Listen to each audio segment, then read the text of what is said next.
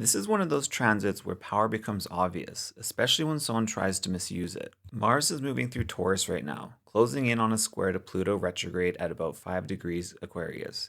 The exact square hits late tomorrow night at about 5 degrees 25 Taurus and Aquarius. When fixed sign planets square each other, the friction builds slow. Pressure accumulates, something eventually wants to give. Taurus Mars wants to hold its ground. It's patient, stubborn, and physical. Aquarius Pluto speaks to structural power, systems, hierarchies, and the invisible rules about who gets authority.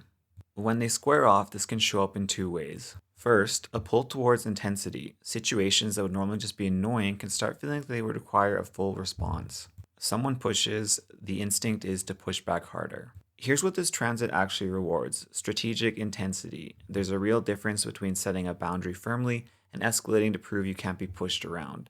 Mars square Pluto can describe both impulses. Only one of them actually moves you forward. The second thing this transit can reveal is where actual power lives in a situation. Pluto tends to make hidden power visible. Under this transit, who holds leverage can become harder to ignore. What's being controlled and by whom can become clearer. That's information, try and use it. Because Pluto is retrograde, I'd read part of this reckoning as internal. What are you trying to control? What are you afraid of losing if you don't fight? Don't pick the fight just because it gives you energy. Save the intensity for what it's actually for. Check which houses hold around 5 degrees Taurus and 5 degrees Aquarius in your chart. That's where this pressure is landing.